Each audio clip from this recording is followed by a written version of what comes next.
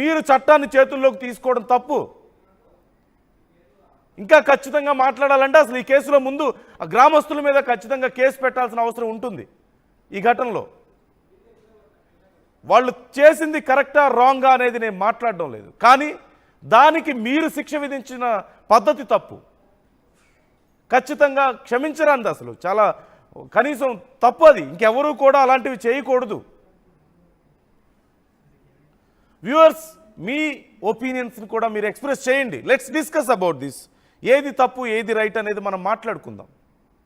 ఇది కేవలం ఒక కుటుంబానికి సంబంధించిన విషయం, ఒక ఊరికి సంబంధించిందో దేశానికి సంబంధించిందో కాదు. ఆ కుటుంబంలో మనుషులు ఉన్నారు, ఆ కుటుంబంలో పెద్దలు ఉంటారు, హస్బెండ్ వైఫ్, వాళ్ళు మేజర్సే. తప్పు రైట్ తెలుసుకోలేని వాళ్ళు కాదు. నిజంగా తన భార్యతో తను కంఫర్టబుల్గా లేకపోతే, ఇలాంటి విషయాల్లో ఒక భర్త హర్ట్ అయితే, it's not a criminal act. ఖచ్చితంగా డివోర్స్ తీసుకునే హక్కు ఉంటుంది భర్తకి. అంతే తప్పితే ఇలా దాడులు చేయడానికో, మూకుమ్మడిగా ఊరంతా కలిసి వాళ్ళని అలా శిక్షించడానికో ఏం మానవత్వం అవుతుంది? అది తగలరాని చోట్ల దెబ్బలు తగిలి ఎంతమంది మరణించారు ఇలాంటి దాడుల వల్ల? ఒక మనిషి ప్రాణాలు తీసే హక్కు, లేదంటే ఇలా మానసికంగా చంపేసే హక్కు ఎవరిచ్చారు? అసలు ఆ ఊర్లో వాళ్ళందరికీ ఏం అవసరం ఇలాంటి విషయాల్లో ఇన్వాల్వ్ అవ్వాల్సిన అవసరం? కేవలం భర్తకి భార్యకి సంబంధించిన విషయం ఇది. వాళ్ళు నిర్ణయం తీసుకోవాలి. చివరికి ఆ కుటుంబ సభ్యులు కూడా దీంట్లో గట్టిగా మాట్లాడే హక్కు లేదు. ఈ అంశం గురించి ఒకసారి కామెంట్స్ చూద్దాం. ఎలాంటి కామెంట్స్ వచ్చాయో నేను చూస్తాను ఒకసారి. ఫస్ట్ ఆఫ్ ఆల్, వాళ్ళు చేసిన పనిని నేను సమర్థించడం లేదు ఇక్కడ.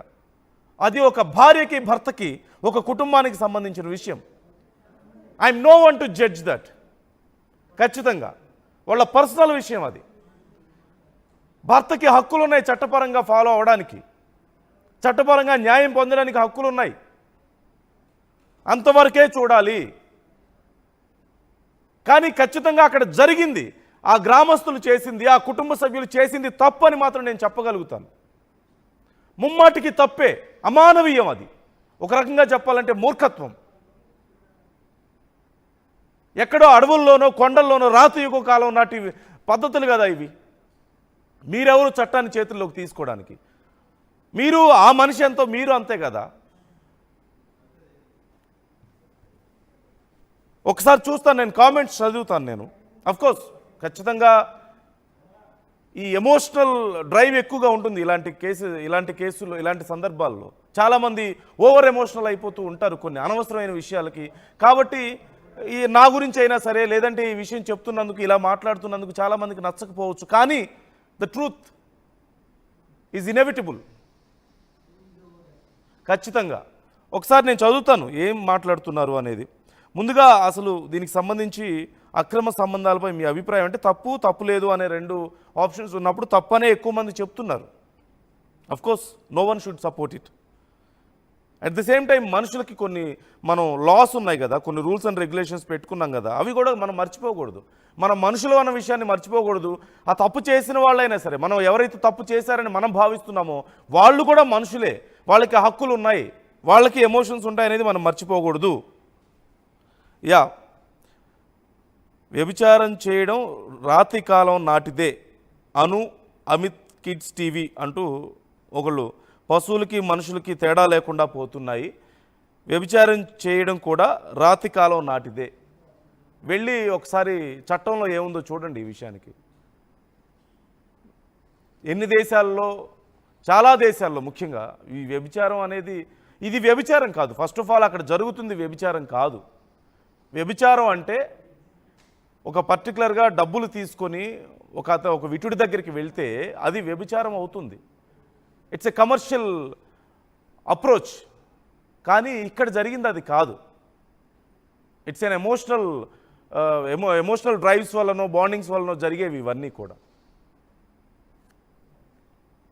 సో ఇది వ్యభిచారం కాదు ఫస్ట్ ఆఫ్ ఆల్. అలాగే నెక్స్ట్ కామెంట్స్ చూస్తాను, ఇంకా నేను చదువుతున్నాను. Give me a minute. అంటే ఈ వార్తను ఎందుకు కవర్ చేస్తున్నారు అని కూడా చాలామంది అడుగుతున్నారు. ఇంత దారుణంగా సమాజంలో ఇక్కడ కొన్ని కామెంట్స్ ఉన్నాయి, ఈ వార్తను ఎందుకు కవర్ చేస్తున్నారు మీరు అని. ఎందుకు కవర్ చేయకూడదు? తప్పు లేదా ఇందులో? ఒక వార్తను వార్తలాగే మేము ఇస్తున్నాం. సమాజంలో జరుగుతున్నటువంటి చాలా విషయాలను మేము చెప్తున్నాం. ఇదిగో ఇక్కడ ఇలా జరిగింది, అది తప్పని చెప్తున్నాం. ఎందుకు తప్పో చెప్తున్నాం. అలా తప్పులు చేయకుండా ఎలా ఉండాలో మేము చెప్తున్నాం. వాటన్నిటికి మించి ఇది చాలా అమానవీయ ఘటన. చట్టాన్ని చేతుల్లోకి తీసుకోవడం, అక్కడ ఎవరెవరైతే ఈ పని చేశారో వాళ్ళందరూ శిక్షార్హులు ఒక రకంగా చెప్పాలంటే.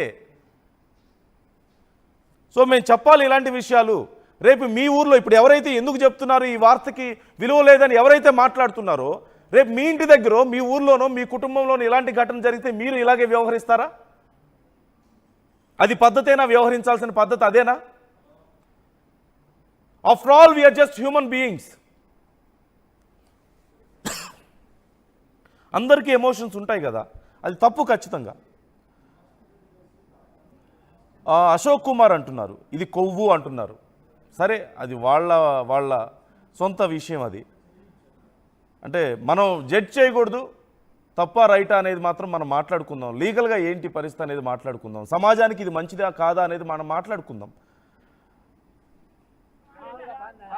అశోక్ కుమార్ అంటున్నారు ఈ సమాజానికి బాగా కొవ్వెక్కింది అంటున్నారు. సమాజంలో జరగకూడనివి చాలా జరుగుతున్నాయి అన్ఫార్చునేట్లీ. తర్వాత రాజశేఖర్ ఎంజపూరి అంటున్నారు వాళ్ళు చేసిన పనికి ఇంకా నువ్వు సర్దు చెప్తున్నావు అని చెప్పేసి నన్ను కూడా కొంచెం ఘాటుగా మాట్లాడుతున్నారు. నన్ను కూడా తిడుతున్నారు ఈ వ్యక్తి. నేను వాళ్ళు చేసిన పనికి సర్దు చెప్పడం లేదు. ఒక తప్పు చేస్తే అంతకంటే పెద్ద తప్పు మనం చేయడం సమంజసం కాదంటున్నాను.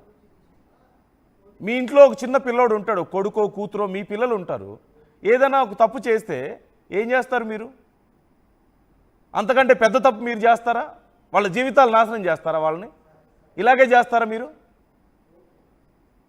నేను చెప్పేది అది. చట్టాన్ని చేతుల్లోకి తీసుకోవడం తప్పు అని నేను చెప్తున్నాను. అవతల వాళ్ళు ఒక తప్పు చేశారని వాళ్ళని శిక్షించడానికి వెళ్ళి మనం ఇంకా పెద్ద తప్పు చేయకూడదు అని నేను చెప్తున్నాను. ఇది ఖచ్చితంగా నేరమే. ఆ పని చేసిన వాళ్ళందరూ తప్పే. ఇంకా కామెంట్స్ వస్తున్నాయి, చదువుదాం ఒకసారి. తోటా భవానీ స్థానికులు అనుమానంగా అని ఏదో రాశారు. సారీ, నాకు క్లియర్గా అర్థం కావడం లేదు. రాణి మాట్లాడుతున్నారు. రాణి అనే ఒక వ్యక్తి కామెంట్ చేశారు. రాణి అని ఉంది. చంపేసేలా ఉన్నారు దేవుడా, అది వాళ్ళ అండర్స్టాండింగ్. మీకు నొప్పి కలిగిందని వేరొకరిని కొట్టడం కరెక్టా? ఆఫ్కోర్స్ ఖచ్చితంగా అడిగారు రాణి గారు. వాళ్ళ పర్సనల్ విషయం, అది కుటుంబానికి సంబంధించిన విషయం. ఊరందరూ కూడా ఇన్వాల్వ్ అవ్వాల్సిన అవసరం లేదు. ఇందులో చట్టాన్ని చేతుల్లోకి తీసుకోవాల్సిన అవసరం లేదు. అశోక్ కుమార్ అంటున్నారు పరస్పర సహకారమే లీగల్ కదా. ఇంకొంచెం క్లియర్గా లేదు కామెంట్. మింటూ కన్నయ్య చట్టం దృష్టిలో తప్పు కావచ్చు కానీ తక్షణ చర్యలు అవసరం అని నా భావన.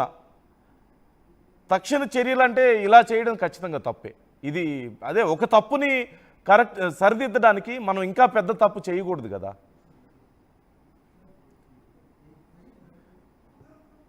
భరత్ అనే నేను లాస్ట్కి కట్టేసిన వాళ్ళ మీద కేసు అవుతుంది. అవ్వాలి ఖచ్చితంగా. ఇలాంటి అమానవీయ ఘటనలు ఎక్కడో సమాజం గురించి, సంస్కృతుల గురించి తెలియని వాళ్ళకి అలా వ్యవహరించిన వాళ్ళు వీళ్ళు ఎంత దారుణంగా వ్యవహరించారు. ఖచ్చితంగా ఇలాంటి వాళ్ళ మీద కేసు పెట్టాలి. ఇంకోసారి ఇలాంటివి జరగకూడదు.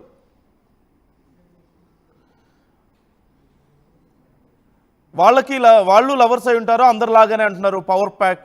సరే, వాళ్ళ రిలేషన్ ఏంటనేది మనకు అనవసరం. ఓకే, జిందగీ అంట నన్ను కూడా తిడుతున్నారు.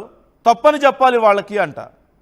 వాళ్ళు చేసింది తప్పో రైటో చట్టపరంగా నిర్ణయించుకుంటారు. నా పర్సనల్ ఒపీనియన్ రుద్దడానికి నేను ఇక్కడ లేను.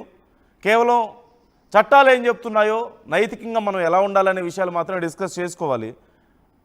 వాళ్ళు చేసింది తప్పని వాళ్ళ కుటుంబ సభ్యులు భావిస్తే ఖచ్చితంగా వివాహ సంబంధాల్లో, వివాహ జీవితంలో ఉండి ఇలాంటి సంబంధాలు, అనైతిక సంబంధాలు అనేది మంచిది కాదు. ఖచ్చితంగా తప్పే, ముమ్మాటికి తప్పే. నేను కాదని చెప్పడం లేదు. కుటుంబ వ్యవస్థలకు విలువ ఇవ్వాలి. ఇష్టం వచ్చినట్లు ఎవరు పడితే వాళ్ళు చేసుకోవడానికి లేదు, తప్పే. వాళ్ళు చేసిన దాన్ని నేను సమర్థించడం లేదు. వాళ్ళు చేసిన దానికి వీళ్ళు ఒక తప్పుని సరిదిద్దడానికి ఇంకా పెద్ద తప్పు చేశారు. అది తప్పని చెప్తున్నాను నేను. మింటూ కన్నయ్య, మిస్టర్ యాంకర్ గారు ఇది ప్రథమ చికిత్స మాత్రమే అంట. అంటే ఇంకా ఏం చంపేస్తారా మనుషుల్ని? ఇదేనా పద్ధతి? ఏం మనస్తత్వాలు ఇవి? మృగాల కంటే దారుణంగా వ్యవహరిస్తున్నాం మనం, మృగాల కంటే దారుణంగా మనం ఆలోచిస్తున్నాం. తప్పది. జిందగీ అంట, తప్పే, చంపాలి వాళ్ళని అంట. చంపేస్తారా? రేపు మీ ఇంట్లో ఎవరైనా సరే ఇలా వ్యవహరిస్తే అలాగే చేస్తారా? అందరూ మనుషులే కదా.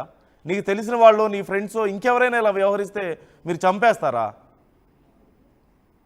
మీరెప్పుడు ఏ తప్పులు చేయలేదా? దిగొచ్చారు పైనుంచి. మరి అమిత్ కిడ్స్ టీవీ, నీకు ఆ సమస్య వచ్చినప్పుడు తెలుస్తుంది సార్. ఒకవేళ నిజంగా నేను చెప్తున్నాను, అలాంటి ఒక సమస్య నాకు వస్తే, నా కుటుంబంలో ఎవరైనా సరే అది జరిగితే, అలాంటివి జరిగితే ఖచ్చితంగా నేను ఇలా అయితే వ్యవహరించను. చట్టాలు ఉన్నాయి, చట్ట ప్రకారం వెళ్తాను నేను. ఖచ్చితంగా డిస్కస్ చేసుకొని ఏదో ఒకటి ఒక నిర్ణయానికి వస్తామే తప్పితే